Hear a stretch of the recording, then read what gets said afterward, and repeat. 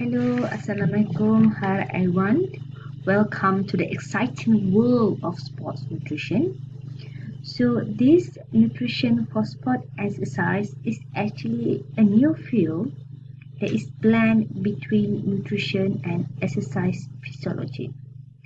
And these fields complementary academic discipline that will help us to understand the energy expenditure that is required by exercise and sport, as well as the energy and nutrient intake that is vital to support excellent training and performance.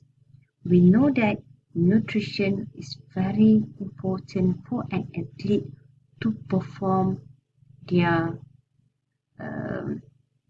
exercise, to perform their physical activity, and to perform their sports.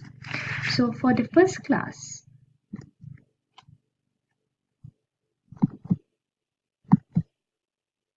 I would like to introduce to you what is actually sports nutrition with 4 learning objectives.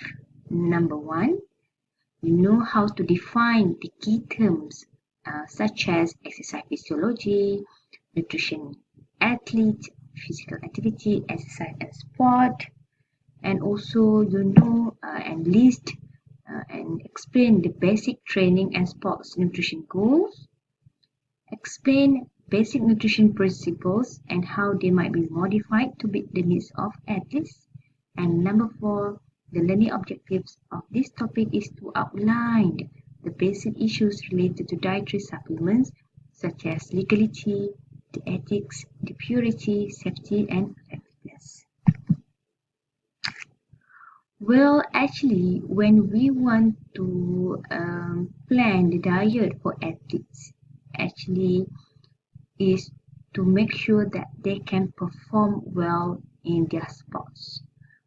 Athletes usually they eat and train, but they don't diet and exercise. That's the difference between we as a normal people and also for the athlete. And to ensure that actually these athletes they need a proper nutrition, right, to support their training. In order for them to train, they need to have proper nutrition. In order for them to have a good performance, they need proper nutrition, and for them to recovery from the sports also, they need proper nutrition. Where we will go through one by one the requirements of nutrition from the macronutrient to micronutrient, and also the type of sports that they want to perform. Okay, so we look at one by one the definition of the sports nutrition. Actually, as I mentioned just now, this sports nutrition is actually a blend of nutrition and exercise physiology. So nutrition they supports our body, right, to ability to respond and adapt to physical challenge. So any physical challenge, any movement, and our body ability to respond as well as to adapt, we need nutrition support. That as we learned in the previous class. And athlete, they must use their genetics, their training, and also the nutrition itself to their advantage in order to achieve the success. Selalunya the fitness of the athletes and also the nutrition performance, the nutrition requirements, cara pemakanan atlet itu actually will affect the performance of the athletes. Next, we will look at what is actually exercise physiology. Exercise physiology is the science of the response and adaptation of our bodily systems to the challenge imposed by movement.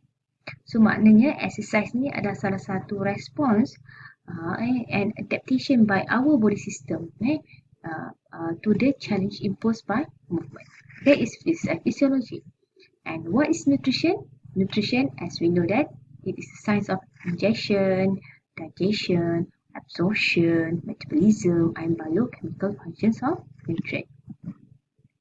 And when we combine two sports and nutrition, so this sports nutrition is actually integration integrate between exercise physiology and nutrition, and this apply to the scientifically based nutrition exercise physiology principles that support as well as enhance. The keyword here is to support and enhance the training, the performance, as well as the recovery. So this nutrition in sports is actually they give in terms of orang kata in terms of important in terms of the training, enhance the training. When they want to do a training, of course, they need proper nutrition. In terms of the performance, they need to get proper nutrition. In terms of recovery, so they need the proper nutrition.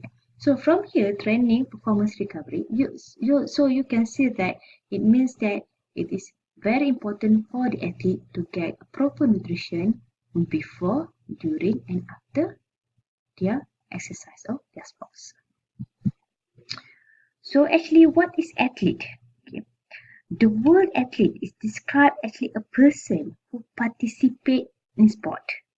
So this is what we call athlete. Anyone that participate in sports, so they call an athlete.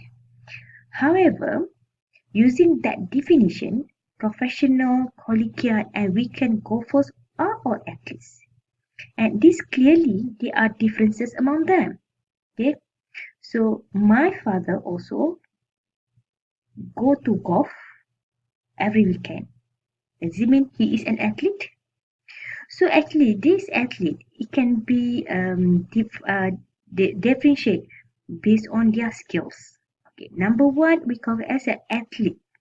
Elite athletes, they have what we call as well-trained athletes, and we have recreational athletes.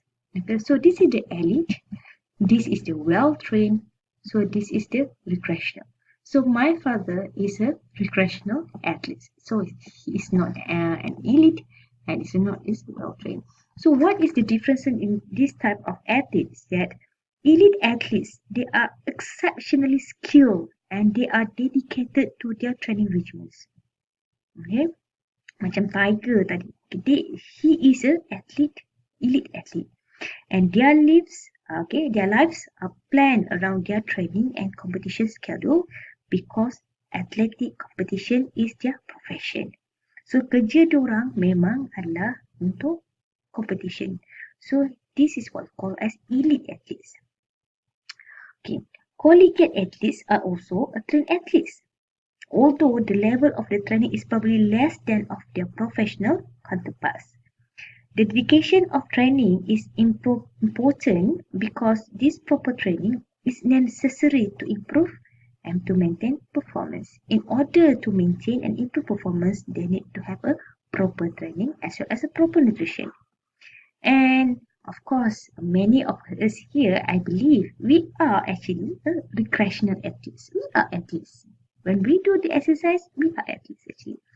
So these recreational athletes, some of them are former competitive athletes who continue to train albeit at a lower level to remain competitive within their age group or in masters event. So they are sometimes referred to as a performance-focused recreational athletes. And however, many recreational athletes, they train little, if at all, and their primary focus is not to improving performance. They just participate in sports to be physically active, to maintain a healthy lifestyle, and for the enjoyment. Now we look at in terms of also the definition. What is physical activity? What is size? What is sports? Actually, physical activity, as we know, is actually a bodily movement. When we move our body, that will result in an increase in energy expenditure above the resting levels. That is what we call physical activity. So for example, when we do daily activities such as bathing, walking, raking leaves, or carry bag of groceries, that we call as a physical activity. Exercise and sports is actually very specific types of physical activity. Exercise is physical activity, but it's a very specific. As we exercise it has been defined as physical activity that is planned, structured, repetitive, and purposive in the sense of that improvement or maintenance of one or more components of physical fitness is the key. So maknanya exercise ni adalah salah bentuk physical activity yang kita memang plan, yang memang ada structure and we repeat to do that kind of physical activity, and this is for purpose to improve or maintain one of the component of physical fitness. So that is exercise. Okay, for example, running is a specific type of physical activity that is often done regularly by people with a hope to improve their cardiovascular fitness. So that is what we call as a exercise. However, for sports, it actually can be taught as a competitive physical activities. Okay, for example, track, cross country, or road running, for example, marathon. These are the example of running as a sport. Okay, and this exercise actually may be described into two. Okay, number one, it can be described as aerobic, or what means aerobic is air with oxygen, and this aerobic is used in reference to exercise or activity that primarily uses the oxygen-dependent energy system, or we call as an oxidative phosphorylation, which we are going to learn about this energy system in our next class. These types of activities can be sustained or for a prolonged period of time are referred to as endurance activities. Okay, again, this type of activities can be sustained for a prolonged period of time and are referred to as endurance activities. Those who are engaged in them are referred to as endurance athletes. Some endurance athletes are better described as ultra endurance athletes because they engage in sports that requires hours and hours of continuous activity such as triathlons. Endurance and endurance athletes are concerned about the same issues such as they need to have adequate carbohydrate, fluid intake, but there are enough differences between them that their concerns are often addressed separately. Anaerobic, another one, okay, exercise means without oxygen and without oxygen, and is used in reference to exercise that primarily uses one or both of the energy systems. They are not dependent on oxygens. For example, creatine phosphate or anaerobic glycolysis. So this also is part of energy systems that we are going to learn in our next class. These types of activities are short in duration and high in exercise intensity. Athletes in high intensity, short duration sports are often called as strength athletes or strength or power athletes. Compared to just now, we call them as endurance athletes. Okay? Although few sports are truly anaerobic, and weightlifting to strengthen muscle is usually a part of an endurance athlete training, strength athletes and endurance athletes are terms that are commonly used.